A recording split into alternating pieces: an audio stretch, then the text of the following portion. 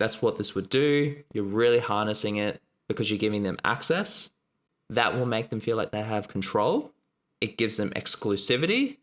That's like how the country club works. It's like this elite thing. If you are part of a handful of people that are part of something that they can only go to, there is rarity involved with that, which means it can be worth a lot of money because of supply and demand.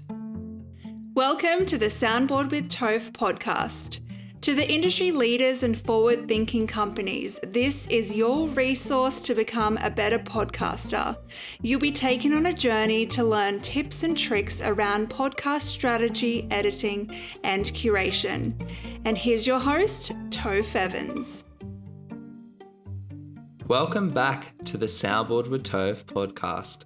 I'm your host, Tofe, and in this episode, I thought I would shake things up.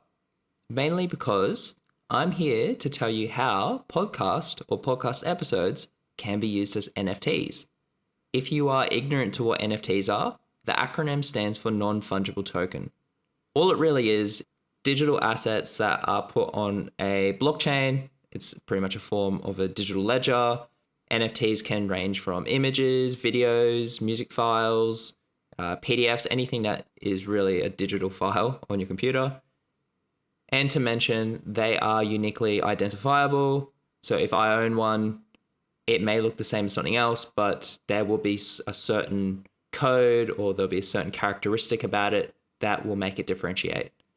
And because it's on a blockchain, that's how you can see who has ownership of that. Now you're probably thinking, Tofe, why the hell would podcast episodes be used as NFTs? Why would it be an image, or why would it be an audio file that is, I'm still trying to wrap my head around this. You may be thinking that. The point of it is utility. Utility is when there is a purpose behind it. What I am noticing with a lot of NFT projects right now is if I purchase, say, a digital image, I get something in return. I might have access to a club. I may have a say in something before it's released. I may be part of a bigger community. I might be part of something very exclusive. And that's where it gets really interesting because people are paying for that. And within that, this is something how the podcast space can really up its game. And with this episode, I'm going to tell you 3 different ways how podcasts are being used as NFTs or can be used as NFTs. Now, the first example I'm going to use is a podcaster by the name of Buster Scher. I'm hoping I'm pronouncing that correctly, Buster. He is the founder of Hoop Nation, and he seems to be quite involved in the basketball space. Now, as someone who loves the NBA, huge NBA fan, big fan of the Knicks, I've seen them live. Like I've been watching NBA since I was a kid, and I just really love the sport. I first came across this guy when he was on the Crew League with Jack Harlow and Drewski. I really started to follow this guy on social media. And then I noticed on LinkedIn, he had announced that he was launching a NFT project. And the project is called the Buster Show Utility Mics. So what he's done is he has about 100 plus mics that you can purchase on OpenSea, which is an NFT marketplace. Now, I did find this interesting because obviously I am in the podcasting space all the time. I thought Buster was really pioneering this, where he's putting 2 trends together and really setting the standard. What I did notice is for what the utility that Buster offers, it's mainly about having access to the episodes, mainly before they get published. And I think he is also giving the person the rights to use that mic or that image to put on their own merch and make clothing. I find that really cool because if you find someone else that would have a similar shirt because you have the rights to it, you are part of a very small, tight-knit family that you would be able to connect with them straight away. So the lesson that I've found from this is with what Buster is doing, he's giving people access to behind the scenes and it's giving people a say. That is giving essentially people control. A lot of the time in podcast land, the editors, anyone that is involved, whether it's the production team, whether it's the hosts, anyone that is working behind the scenes, they're usually the ones that get the say. But in this case, the community gets the say. The next example I'm going to use is what the guys at the Full Send podcast are doing. I've been following Full Send for a while now. I'm a pretty big fan of the show, not going to lie. They first started coming across on my radar when I noticed the same guests they were having were on Impulsive, which is Logan Paul's podcast, which I do recommend that one as well. Really good podcast. And I think it was about 2-3 weeks ago, I noticed that the Full Send guys, they released their NFT, which is called the Full Send Metacard NFT. It's also available on OpenSea. The reason why this one caught my attention, not only because I've been listening to their podcast for a while now, they sold almost $23 million in about 10 minutes. Something ridiculous, or within an hour. They pretty much sold out. They had about 10,000 of these cards, and just ridiculous. Like what I think they were going at 1 ETH, which is probably close to $4,000 Australian. And it's so cool because I remember in a previous episode before they launched it, they had Gary Vaynerchuk on. Gary's just an absolute beast when it comes to NFTs. And obviously they had something in mind, but I think the fact that Gary came on just really put the dagger in the coffin and said, yep, let's do this. And they've done so well, like to the point of, like I saw an episode they did with Dana White, which is the president of the UFC. And he was saying that I think early February, the UFC is in Kansas, and anyone that is a holder or has is a holder of these NFTs gets to decide who they get to sign on as a UFC fighter, which is so cool. It's like they're making it bigger than themselves now.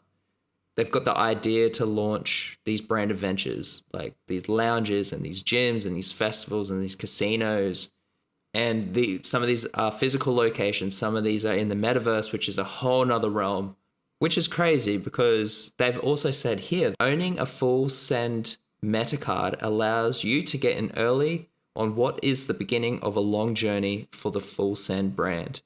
That's so cool because if I were to own one, then I would be up to date with everything. I would get a say in things. I would be a say in who they would sign as a UFC fighter.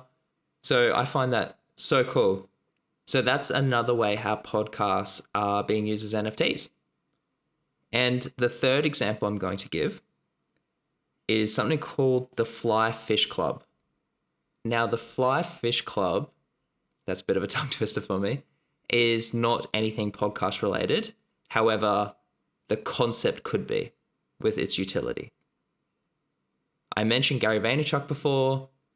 The guy has his hands in a lot of NFT projects and he's just experimenting and dabbling and he's just gone at everything. The guy is known for VFriends. If you haven't heard about it, look it up. I tip my hat off to him because not only has he made so much coin from this, but his community has just gone through the roof. Like his Discord channel where everyone communicates, like the floor price, so the base level of one is pretty bloody high these days. And he's someone that I would consider as a pioneer in the NFT space. So how the FlyFish Club works is you purchase a token, you own it, you can sell it off if you'd like. It means you get to go to Gary's exclusive restaurants. What that means is you are only part of a handful of people who get to go to these restaurants, these pop-ups, which had me thinking, why wouldn't people have this in the podcast land if they have a decent sized podcast or a following? Why not have a live audience every now and then? Go to a secret location. That increases the hype. Obviously, more people are talking about it. Hopefully that gets you more traction about what you're talking about. But that would be so cool to have a secret location every once in a while, and only a small handful of people would actually be able to go to this. And then that means you can really cater for a really cool customer experience. Stephen Bartlett, who is a podcaster I talk about a lot, does live shows. I know he has 3 coming up. I think Manchester, London, and Dublin. Correct me if I'm wrong. this is something that he could do very well because he has such a huge audience. He surpassed Joe Rogan on Spotify the other day, which is crazy because Joe Rogan has a $100 million Spotify deal. And if Steven had NFTs, my gosh, he would make not only so much bank off that, but you would see who are the hardcore fans. Now, if I wrap this up, the main key points from why this could actually work is because of a handful of reasons. Community.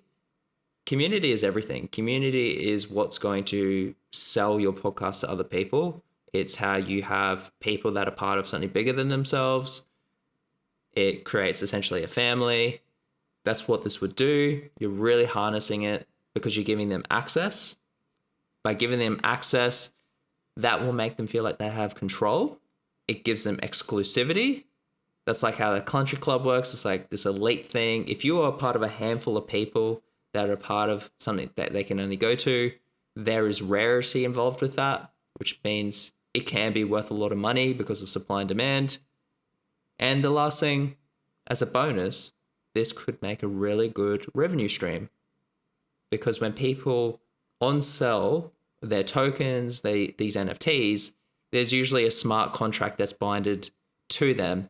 So the person that had created them gets a commission. It could be 5, 10, whatever the commission is. And that means they get a recurring revenue. Some NFT projects make it community driven. So the extra money they make from commission goes back into the community. That's really cool as well. If this is done right, if you have the community, you have the ability to scale, it's a matter of getting your account verified. It's about knowing what you're going to offer, what's the utility you're going to bring, so what's the value you're going to bring, how your community can get involved, and making it a really cool project that has longevity to really have your podcast stand out from the rest. I'm going to give a quick story right now before I finish this off.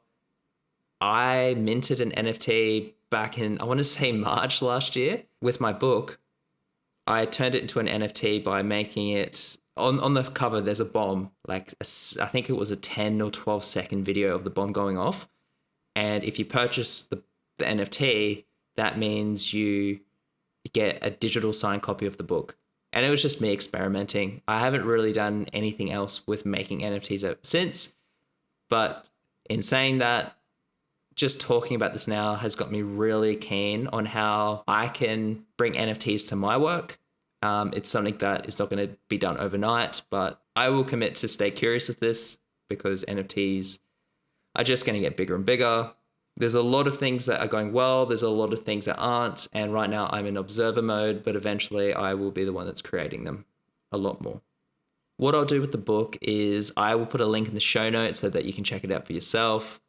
The hardest thing was getting my account verified, which took so long because there are so many people creating and minting NFTs these days. Anyway, I hope you enjoyed the episode. This was a lot of fun. I thought I would change things up, as mentioned. I just want to give a shout out to Buster, to the Full Send guys, and Gary Vaynerchuk for obviously me featuring them in this episode virtually without them knowing. You guys are doing amazing things and keep paving the way for everyone else. If you got value from this episode, please share it around or put it up on socials. Please help support the podcast. And I will see you in the next episode. Thank you for listening, and for more information about Soundboard services, please check out the show notes.